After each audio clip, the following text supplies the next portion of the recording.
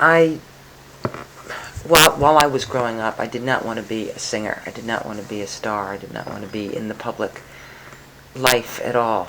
I didn't want to be in the public eye. I wanted to be, from time to time, various things, from being a spy to a nurse to a school teacher to a professor's wife, where I would serve up the dinners. I would make filet mignon. Had you met any professors there? Yes, I was going when I was in high school and college. I was going with an English major and a writer who was going to be a professor. Who is a professor now, in fact. Who is that? A novelist. His name is Nick Del Banco, and he teaches writing at the University of Michigan, head of the writing department. And so when I was between the ages of 15 and 22, I was with him. And anyway, when I began to write songs, I actually started writing songs while I was with him, and he would throw in a literary turn now and then. And you didn't have literary turns of your own at that point, or they didn't really. I didn't start writing words until a bit later. But I started singing with my sister just to make money for a summer vacation. And that turned into a semi-professional relationship. Actually, quite a professional relationship. I wouldn't say a lucrative one. But we did sing together around the campuses of New England for about 2 years and had a minor hit on the hit parade called Wink and Blink and a Nod. Blink and a Nod, yeah. And so I didn't come these to... are what years of age for you? I was in college, so it was from the time I was 19 until I was about 22. Like that? Yeah. And as I say, I was also... It was during my relationship with Nick, and Nick did not want me to be a singer. And I did... Nick very much wanted me to go back to college. And I was kind of torn between what my family wanted me to do and what Nick wanted me to do, and I didn't pay very much attention to what I wanted to do. I didn't even know what I wanted to do because these two sides were opposing each other, and I felt very much in the middle. And as I have very often done in the past, I lose my own way when there are two sides that I seem to be caught between. And anyway, so I didn't really know what I wanted to do, but when the opportunity came for Lucy to get married, and I decided that because of that we would not have a career anymore, and I was happy about that. And I didn't necessarily want to go. It wasn't because I wanted a solo career that I wanted to stop that. It was that I didn't want a career at all. But I kept on getting somehow sucked into it. And how did that happen? Who would make you an offer? Well, people would give me a compliment, you see. Yeah. And that was good. And it was a nice compliment. Wow, you have a great voice. You should make a record. Who are these people who are... Well, you have to understand that at one point, let's see, after Lucy got married and I was sort of on my own, I made a demo record with Albert Grossman. And how did that come about? Is he managing interesting people by that time? Or? No, John Court and Albert Grossman were the managers of Dylan and Janis Joplin and Peter, Paul and Mary. And at that point, John Court was splitting off and doing some things separate from Albert Grossman, and he took Lucy and I under his wing. While you were still the Simon Sisters, right? Yeah. So you have what we call management. When you're the Simon Sisters, you have management. That's right. Yeah, and it's John Court. John Court, yeah, right. Okay. So then when Lucy got married, John Court said, well, let's do a record as Carly Simon. And I guess it was through him that he introduced me to Albert Grossman, and then I met Bob Dylan, and I met the band, and I did this record called Carly and the Deacon. Carly and the Deacon. Carly and the Deacon. Yeah. And it was... The ecclesiastical deacon. That's what it was supposed to be. I mean, Albert Grossman had this image of me and this southern deacon. And the deacon was probably going to be Richie Havens, although they looked around for a suitable deacon for me. And I don't think they ever came up with one. So consequently, I recorded a couple of tracks with Bob Johnson, who is Bob Dylan's engineer, I guess, and with the band playing on them. And they were... One was a rewrite of an Eric Van Ronk song called Baby Let Me Follow You Down, which Dylan rewrote the words for me the day before his motorcycle accident, so he was not in great shape that day. He was pretty out of it. I wonder what it would have been like a day after his motorcycle accident. I never thought of that, but just before his motorcycle accident was the time that he was most caressed by the various drugs that he was taking, and the effects on him were that he was pretty displaced. Anyway, so I had a wonderful meeting with Dylan, during which he gave me the new lyrics that he'd written for the Dave Van Ronk song. I fell in love with Robbie Robertson, and we went into the studio and recorded Baby Let Me Follow You Down. Unfortunately, tape I do not have. Oh, gee. I know. Yeah. I wish I had it. So where were you? Where was that recorded? Where did you do that? Was it in New York City? Yes, Yeah. but I don't remember where. I don't remember what studio it was at. And I did that and a song called Goodbye Lover Man, which was written by Wes Farrell. And Bob Johnson tried to get me to go to bed with him. Basically he said, honey, if you're nice to me, I'll make you a nice record. And I stood very tall and I said, I'm not that hungry. How many such offers had you had by that time of the Bob Johnson kind? Was that a common occurrence? None. At least I don't remember them. I don't remember them. But no memorable ones in any case. If there were, no. Yeah. I mean, certainly. Nobody who was going to make you a star? Well, it wasn't. I mean, it's not that nobody tried to seduce me, but people didn't necessarily attach it to. And that's what I was interested in. And if you do, I'll be able to. No. That that was such a typical. That was such a typical kind of Hollywood casting couch routine that it was amazing to actually hear it out of somebody's mouth. Yes. And a putative deacon saying it as well. That's right. Yeah. But this was the end for me for quite a long time. I was frozen. Whatever he said to Albert Grossman or whatever. Really? Yeah, that was it. I was shelved. So he was quite serious. Did you have physical possession of the tapes? No, CBS owned them. Oh, the demo, CBS right. controlled the demo. So I never heard them again. And they never got put out. And this was 1966, I guess. And, no, it wasn't that, no, it was 66.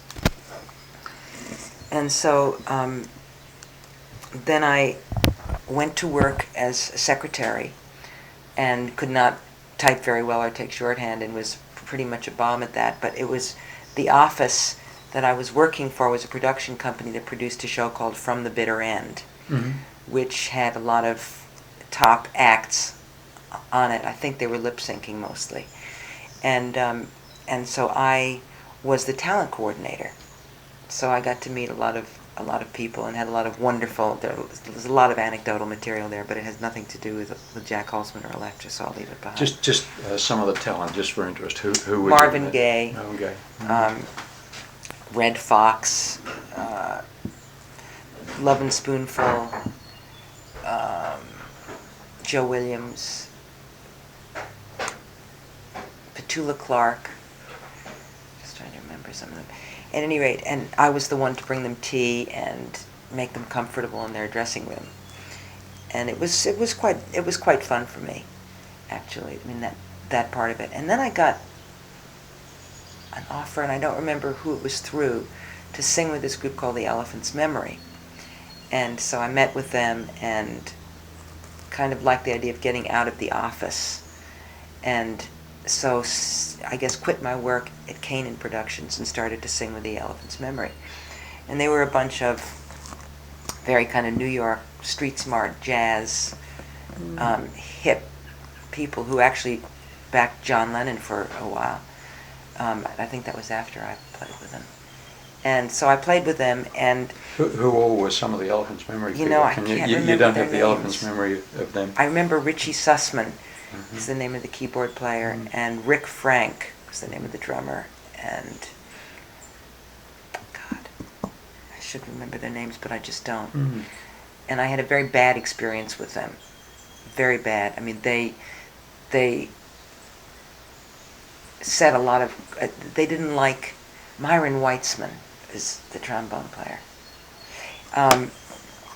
they didn't like, as Albert Grossman didn't like, the fact that my parents had been wealthy and that I lived in a big house in Riverdale, and they really pretty much said, get off your fat ass and help us carry the speakers. I did have a fat ass at that point, by the way, so it was accurate at least. But they were they weren't, we didn't speak the same language at all. And the devastating part of it is that the management that we had really screwed me, because I had never signed with them as a writer.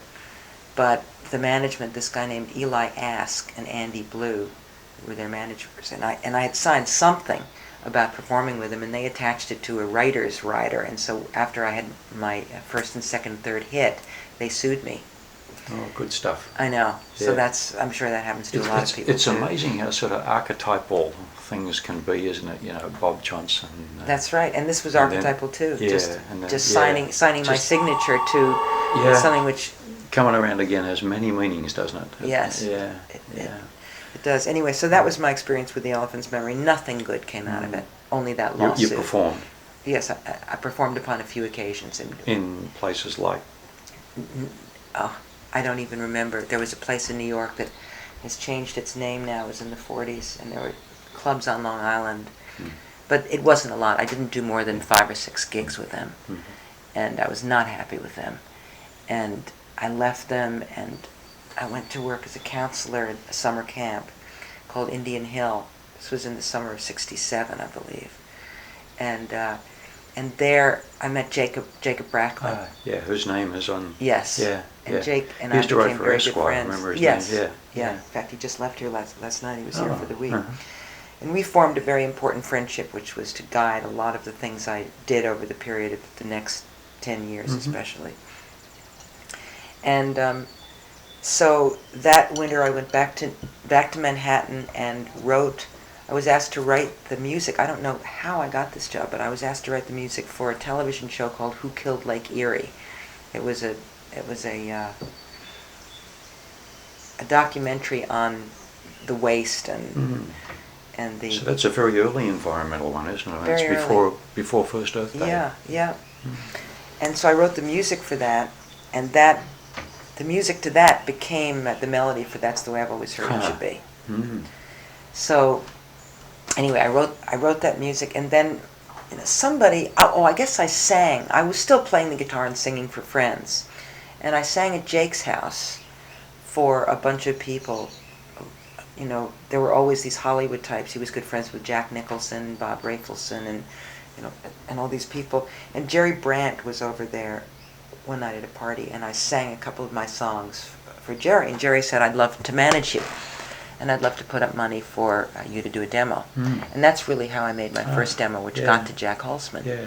And I did about 5 songs with David Bromberg as the producer of that demo. I think David Bromberg did it. And on it were, I can't even remember what songs were on it. I think I'm All It Takes to Make You Happy, which is actually a song that appeared on the Clouds in My Coffee retrospective, and another song called Alone, which was on my first album. And otherwise, I don't even remember what the songs were on that demo. Can I just wind the tape back a little bit? You're living in Manhattan. What are your living circumstances? Where are you living? East side, west side, uptown, downtown? Living in an apartment in Murray Hill, right down the street. By yourself, or? By myself. Yeah. The next block up was Jake. I moved down there really to be near to Jake. And it was the first time I'd lived on my own What's your sort of ever. style of life? What are you wearing, and what? It's very much like this. That? Yeah. Very much like kind of hippie dresses. Yeah. Um, How hip were you on a scale of 10? Would you? You mean hippiness or just hipness? You define it. Are you hip or are you hippie, or and in either category on a scale of 10? Well, I never gave up hot water, and I never went in for the extreme. I was sort of a moderate hippie. I took from it things that I liked style-wise, and I was a revolutionary, but only insofar as it was comfortable. I can't say that I ever really went the whole let's move to the country and give up electricity and bake our own bread route. I was kind of a pragmatist, and I took from modern technology what I thought was right and what I needed to make myself comfortable. I always had a good turntable, and I always used to laugh at these hippies who still had the best possible turntable and music system and tape recorders, and so people just indulged where they wanted to indulge in the hippie philosophy. And so, You're not seriously but I did the same thing. Involved in the overthrow of the government by force and violence, for No, example? I wasn't. I wasn't really. I certainly. I don't know what what Jim Morrison actually did to be a revolutionary, and certainly he did. He did press the taboos, and he pressed a lot of people's buttons and tried to be alienated, and was, I suppose, I don't know whether that comes from his having had a middle class background or not. I don't know what his background was. Father was an admiral, Navy officer. Really? Well, I think a lot of people in sort of from middle class backgrounds tried to rebel against their backgrounds. I didn't rebel against mine because mine was such a bohemian background. I had a bohemian life to begin with, so the only way to rebel against a bohemian life is to become straight and conservative and right wing. But I didn't want to do that either. So rebellion was difficult for me because I so agreed with the politics of the way I grew up. I didn't totally agree with everything that my parents did, but basically the politics were, were left wing, and my mother was very much, worked for civil rights causes, and always got me to sing at her rallies. So I was giving benefits from the time I was 13 and 14 for my mother's causes. I was singing at those benefits with my sisters.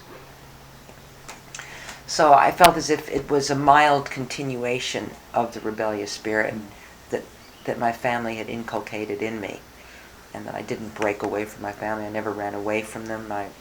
I was always very much connected to my family. Okay, so there's another sort of a strand that comes along somewhere in the life of every person I've talked about this, and that's inhalants of various kinds. And inhalants of the kind that Clinton never inhaled. Marijuana. Whatever, And I'm just wondering when that wafted across your life. I smoked pot every day of my life for about 2 years.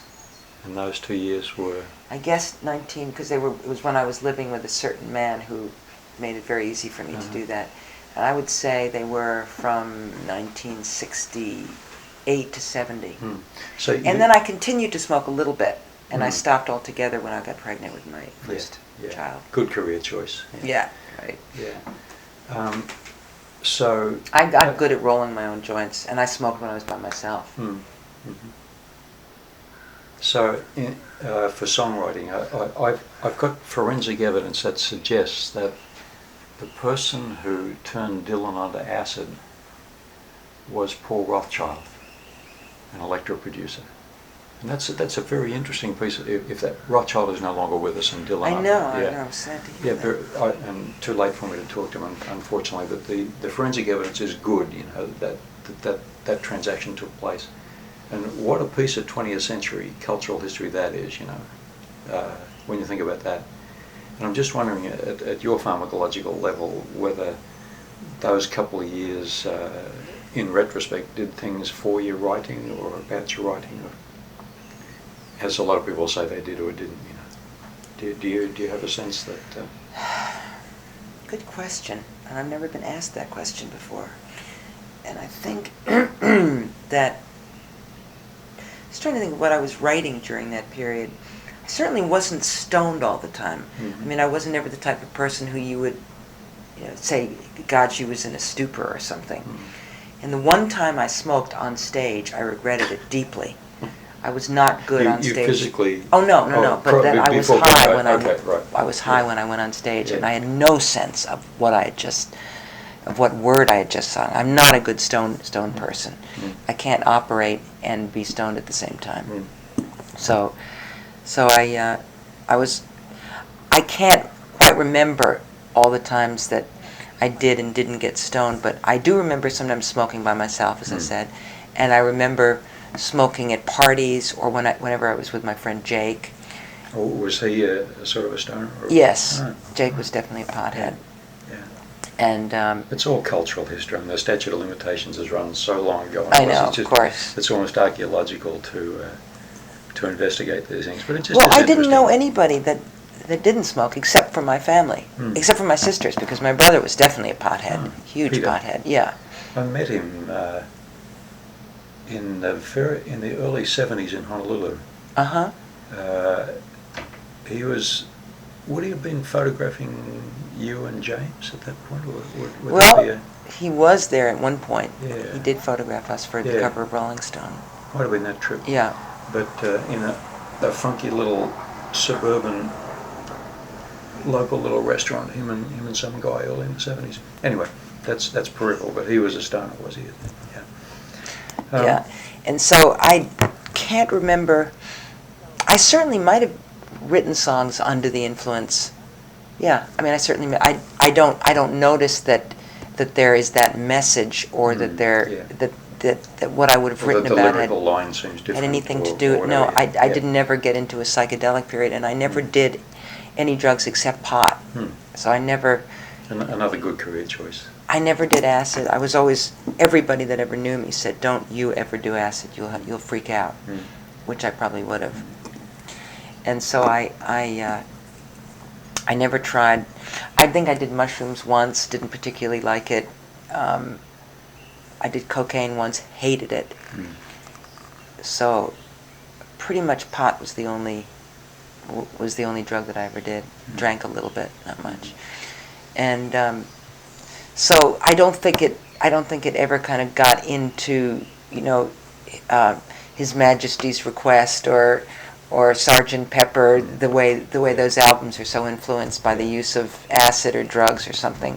I don't think it ever affected, what I wrote about or the way I wrote about it. But I did smoke a lot of dope.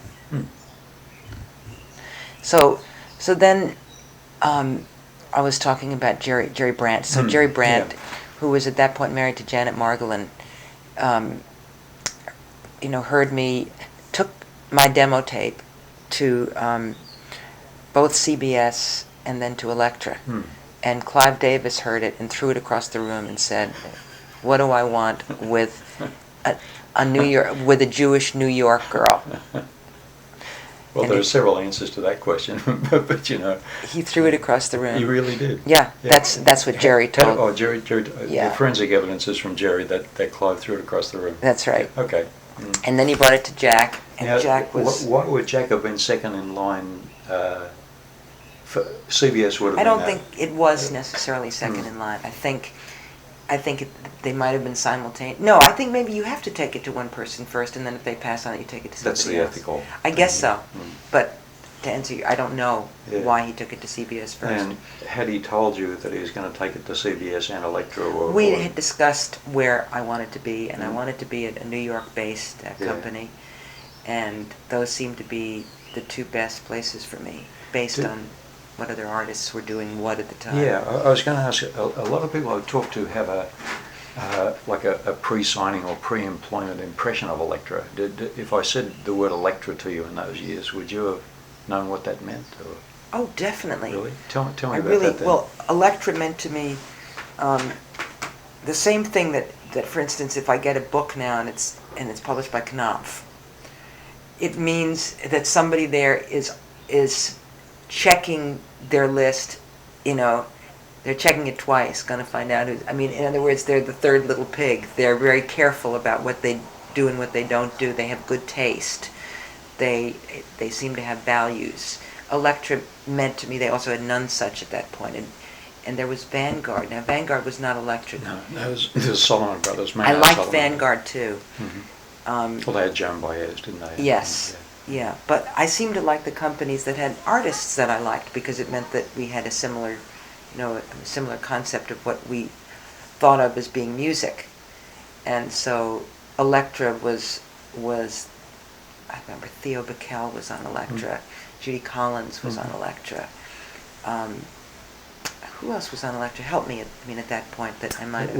We're talking about like 1970. Are we at 1970? Yeah. Well, the Doors, 69, Love 70. and the Doors, the Paul Butterfield Band, Right. all kinds of those people. The luminaries would have been Bickel and Judy Collins, Butterfield. Did you ever know Kerner and Glover? They were the first wild white blues signing that Jack did. Very heterodox for him.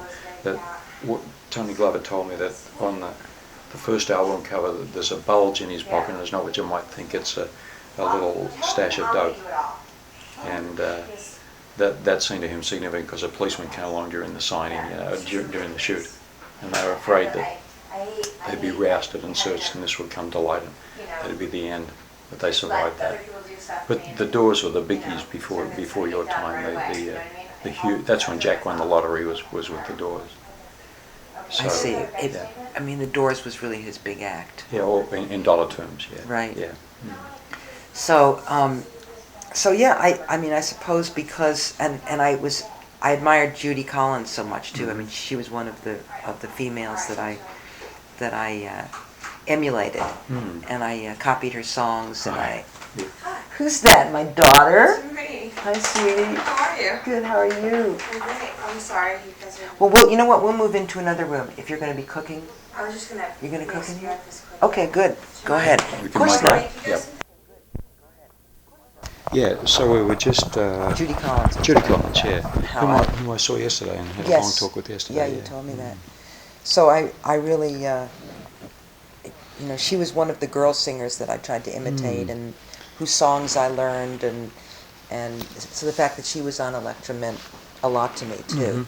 So it had a standard, you know, and I had heard that Jac Holzman was terrific, and so yes, I guess Elektra even would have been my first choice. I guess maybe Jerry Brand had a relationship with Clive Davis, and so felt that he should take it to Clive Davis first. So all this is done by remote control. You're not going along holding the tape. It's Jerry who is yes, doing that. right. And is that how guys did things, or I mean, would you have wanted to go, or I mean, take the tape myself? No. or be with Jerry when he? No. You would rather have sort of. Yes, I guess. I mean, that's the way it was done. That's the way it was listen done. to the tape. If you're interested in my artist, you can have a meeting with her or whatever. Okay. Yeah. So that's pretty much how it began. And then I guess, let's see, did I have a meeting with Jac Holzman after that? Just trying to remember that. Yes. Yeah, I guess I did. After it was decided that absolutely, that Clive Davis was no. So Anyway. throwing the tape across the room is kind of a definite no, isn't it? Kind of a definite no, but I'm with Clive Davis now. I'm on Arista.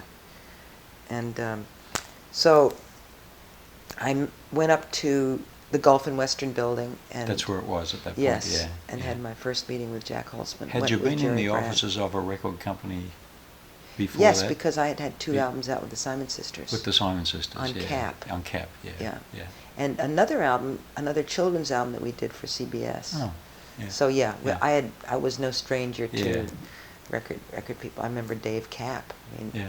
it was definitely, that's right, Dave and Mickey Cap. That was when I was 18 years old, or 19. Anyway, so It was a nifty office, wasn't it? The Gulf and Western office. Yes. Did you have a sense of niftiness about that office? it swayed when you went to the top. Yeah, that too. Yeah, it moved. Yeah. So I went up there and I think met that's, Jack. That's life as well, isn't it? It sways when you get to the top. It's much. It's nice if it does. It's nice if you're given enough leeway to be able to move in the wind. So meeting Jack was a very good experience, and Jerry went with me, and I met Steve Harris at that point. Yeah, I talked to Steve too. Yeah. And Steve is was probably other than Jack, the most important person in the early phases of my solo career. Can you do me a time-lapse photograph of Jack when you encountered him? You come into the room, or he comes into the room. Can you do Jack for me at that point? I'd probably be making most of it up. That's all right.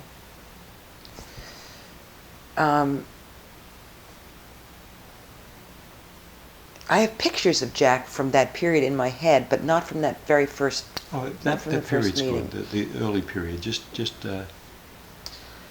tall and lean and in a kind of Saint-Tropez bikini. This comes from when, after the Anticipation album was finished, and Paul Samuel Smith and I went up to his country house. At South Salem. That's right. Oh, yeah. It doesn't So- scan like Ipanema, but it's a good line. Right, anyway. exactly. Yeah. Tall and tan and young and lovely, the man from Gulf and Western. Yeah, he comes walking. And, Yeah. and I can't get Saint-Tropez bikini to scan there. But a speedy guy, I mean, in terms of his cruising speed, like, was he a very speedy guy or a slow Speedy? guy? Or He was like a deliberate guy, machine like a in machine? a lot of ways. He was Yeah. quite mechanistic. His conversation had a very Okay, so Jac the mechanical, Jac the mechanistic. The conversation is well. He wouldn't waste a word. Everything was. It was almost as if you could read exactly what he was saying in a letter. It was letter perfect. wow. He had a very fluent, but yet imaginative style. In other words, you don't usually think of fluent and imaginative in the same Really? way. Don't you? No, I think of somebody who's, well, I mean glib, really. Okay, yeah, glib. Yeah, Right, yeah, glib and yeah, imaginative yeah, don't usually go yeah. hand They in come out hand. of different software That's right. programs, yeah. But he seemed to sort of combine both. He was Mhm. he was a very up person, but he took a strong role in the beginning of my career and did not see me as a writer. Interestingly enough, Clive Davis doesn't see me as a writer either. Still. Clive Davis said only a couple of years ago that I was a singer, I wasn't really a writer. So it's something that Gee. I know. I mean, when I was inducted into the Songwriters Hall of Fame, I think he stopped saying that. But Jac Holzman in the beginning did not see me as a writer, Mhm. and he had me. And he said so. Like, And he said so, and he wanted me after to how record. many hours of contact time did he say that? I mean, I think it was that in our his- first meeting because he heard my songs Yeah. from the first from the demo. tape, Yeah. and without hearing anything else, he said, "I don't see you. I see you more as an interpretive singer, and I'd like you to do songs of Tim Buckley." And he gave me various other names of people whose songs he wanted me to record, and I just went about my own business writing my own songs after that. I think I was challenged by his saying that he didn't think I was a writer. Because, little did he know, but I still didn't have any intention of performing. I just wanted to be a writer. I didn't want to be an interpretive singer, because if I'd been an interpretive singer and made an album, I would have had to have gone out and promote it. And I didn't want to because I was too scared of getting on the stage. And had you discussed this with Jerry Brandt, for example? I mean, was this? I almost hadn't discussed it with myself. Ah. I sort of was. But you've been a Simon sister and everything. You'd been And on I stage. hated to and get on You've been in stage. Elephant's Memory, But I hated it. and that only caused the hate to become It was more panic validated. than It was panic, was yeah, it? yeah. And Yeah. so I was just going to be a writer and have other people record my songs. Uh-huh. And little did I know that my songs would be totally unsingable By others. by others, including myself a lot of the time. But anyway, so let's see, how did the first demo tape did not have "That's the Way I've Always Heard It Should Be" on it. Was that written at that point? No, the music The was. music was for the Lake Erie That's right. thing. I With the started lyrics at on it. that point. I thought it'd be fun to write some songs with Jake. So I Mhm. gave Jake that melody because I couldn't. Once I've got a melody in my head, I can't write words to it. The words with me have to come first. So I had that melody for such a time that I was blocked against writing a lyric for it. So I gave it to Jake, and Jake came up with the words for "That's the Way I've Always Heard It Should Be." Oh, the lyrics are his? Yeah. Oh. You know, again, wonderful as it is, I always thought those were very womanly lyrics. Well, he wrote from my point of view. That was what was so great about it. Yeah, sure is. That's a little, a great piece of work to have done that, yeah. I hadn't realized that. That's the first time that we ever collaborated. Yeah. And the first, aside from the long-term physical effects are not yet known, which we'll take as an incunabula or a sort of early piece, the first 4 bars of your voice I ever heard were, that's the way. My father sits at night with no lights on, right? And Knockout, and I've been your fan ever since. We'll have that on the tape. But that was an imprint. It was like a Conrad Lawrencean Goose imprint in my mind. Oh, really? From those 4 bars, yeah. And they stay with me. I remember Jac's calling me up, skipping ahead a bit, but when that record was recorded and it came out, and it wasn't yet a bona fide hit, but Jac called me up from California saying that his ex-wife, what's her name? Nina had been driving along the thruway, and it had come on the radio, and she had to pull off to the side because she was so moved by it. And this, of course, to Jac must have been, I mean, you should probably have Jac verify this, because I think that's what happened. But that meant a lot to him, that she had reacted so profoundly. And that was sort of a sign that it was going to hit a lot of people in a very strong, sure hit me. strong way. And so, and that became, that song became a hit, and it didn't, I guess it didn't surprise us at that point. Because but it people wasn't in the reacted so original strongly. presentation, or the original, No. yeah. In So, fact, I'm just trying to remember whether, I almost can't remember. Keith Holzman came down to a lot of the sessions that I did for the first album, but Jac wasn't around a whole lot. Yeah.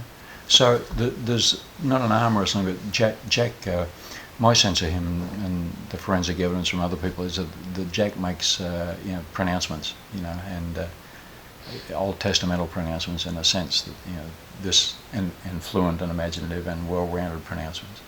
And the pronouncement was that you are not a writer, you're an interpretive singer. Yeah. Okay. Now how is that negotiated from then on?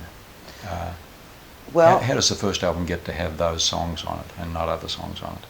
the first album, I guess I if just the kept president on. of the company is saying, you're an interpretive singer. I kept on handing him more and more of my songs, which he liked. Physically? I suppose after, because Keith would take everything back and play it for Jac, so it would have to go through Jac's. Goes through Keith. Yeah. But these are at sessions already, right? Right. I just kept on writing more and more songs, Yeah. and kept on recording them. But the first album does have about three songs that are not mine. Yeah. So I was still recording other people's songs. I still am. I mean, I've never stopped being. I think people say, "Are you a singer first or a writer first?" I think I'm both first, and I don't always have to be the singer, and I don't always have to be the writer. Yeah. And within my writing, I don't always have to be the lyricist, and I don't always have to be the composer. You don't have to be the chief or the Indian. Right. Yeah, I have that's a lot great. of hats. Yeah, great. So here we are, a really interesting voice from the point of view of the president of the company, a problematic sense of herself as a writer, but he capitulates through Keith. You don't get sort of adversary static back from the great man as you keep recording more songs of your own. What is the signal that comes back? I don't remember. Well, obviously there wasn't a great war then. If you don't remember it, No, there was not a great war. It wasn't like with Clive Davis. Yeah. No. So. How do you get a producer who says such and such is going to produce this? Where's that? It must have been Jac's. It must have been Jac's thought to work with Eddie Kramer, who'd just done the Joe Cocker record, and I think Jac thought that Eddie Kramer and I would work well together. In fact, we didn't.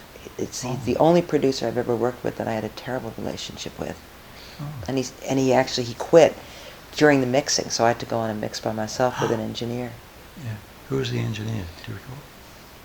Dave Palmer is the name that just popped into my head. That sounds about right. Yeah, it'll be on the album anyway. Yeah. Yeah.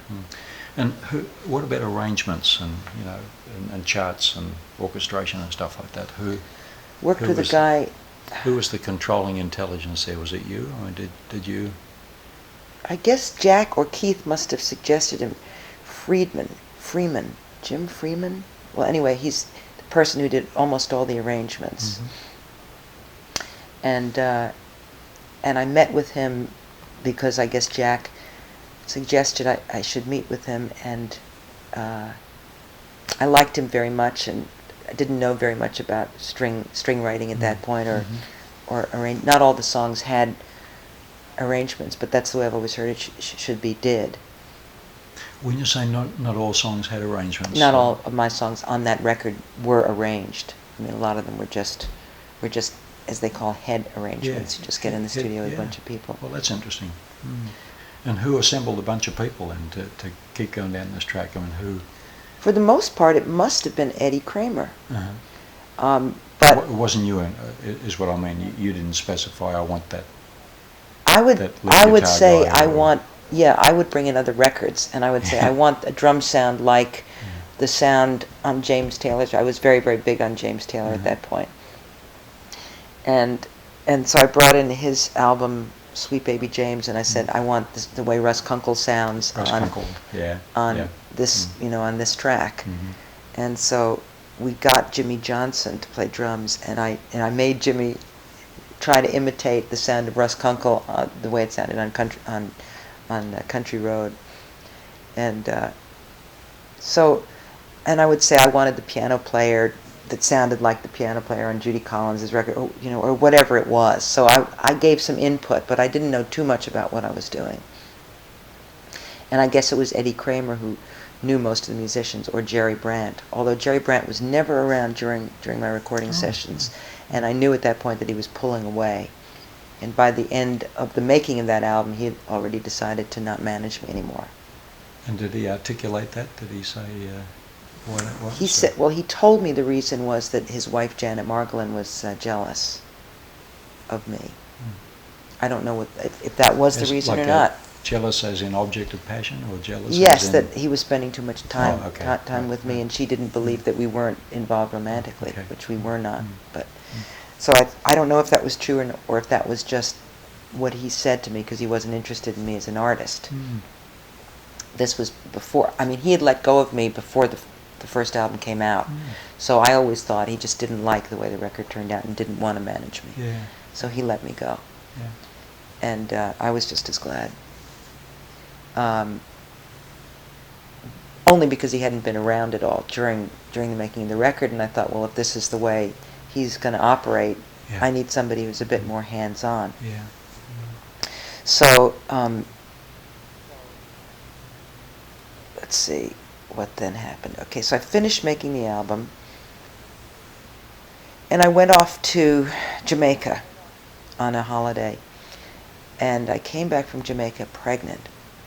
And the day I got back, I found out I was pregnant, and I also got a call from Jac Holzman, or Steve Harrison, I can't remember who it was, telling me that Cat Stevens wanted me to open for him.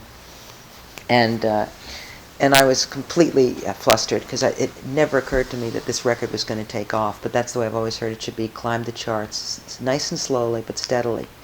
And it was up around 25 or something when this call came in. And I said that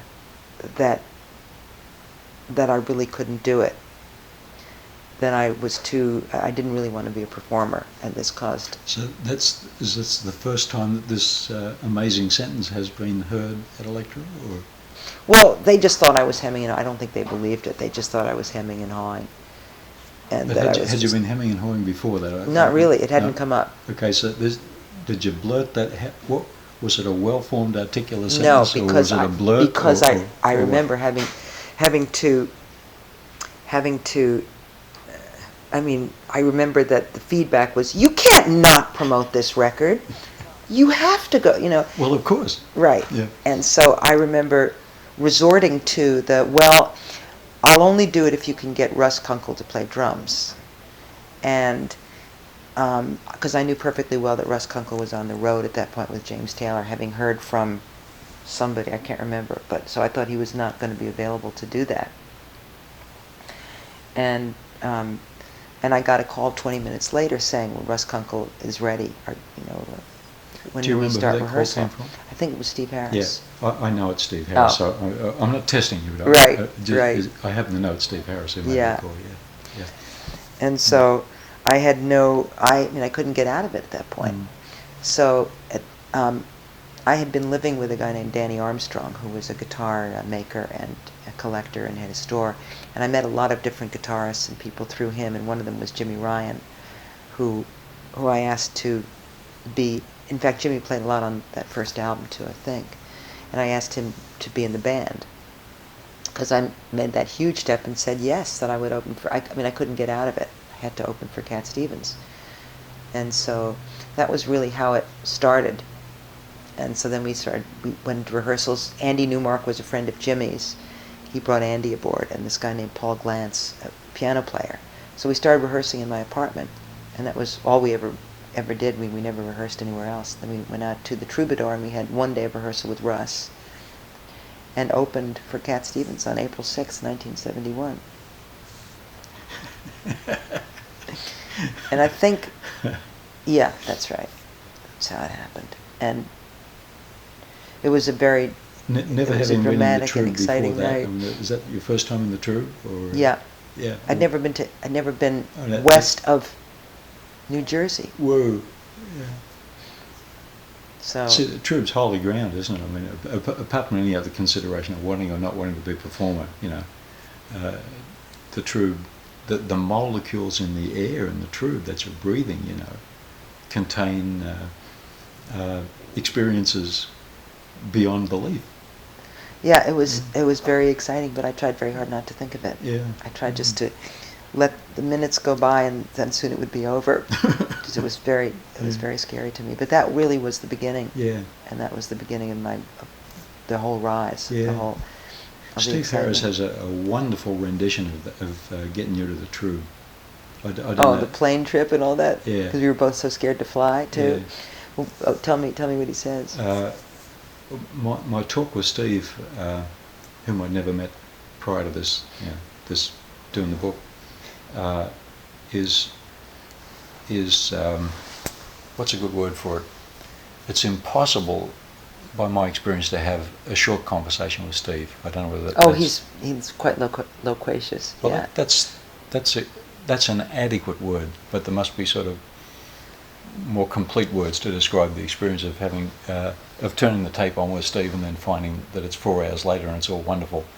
But what I want to try and do with the book is run Steve's account of this in parallel with yours. If I can manage the art of editing, that'll be good, because it was enormously important to him, obviously, that should go well. Equally, I imagine it was important to you that it should go well, but you know. I just wanted to live through it. You want that? See, I like that line.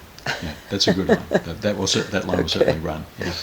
But Steve's version, I'll give it to you just to see if it has any resemblance, or even a Rashomon resemblance to what happened. Or do you want me to tell you first, and then you can just see why if not? it Yeah, does? yeah, why not? Yeah, if that's all right. Okay, I remember getting on the plane. He took 40 milligrams of Valium, and I took 5, which was a lot for me. But he would like to really just kind of float through the experience.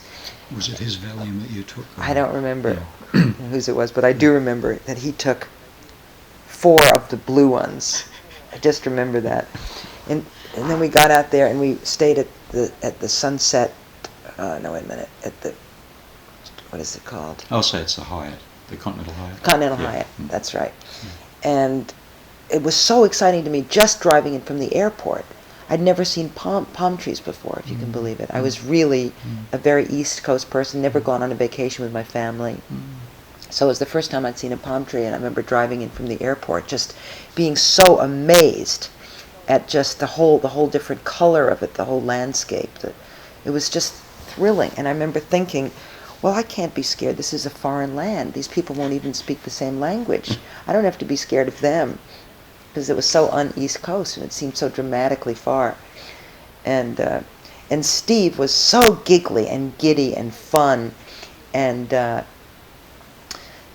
remember he and I both had rooms that had beds on platforms, like his room was red and had a crown over the bed, and you could just see that he was going to have a lot of fun there.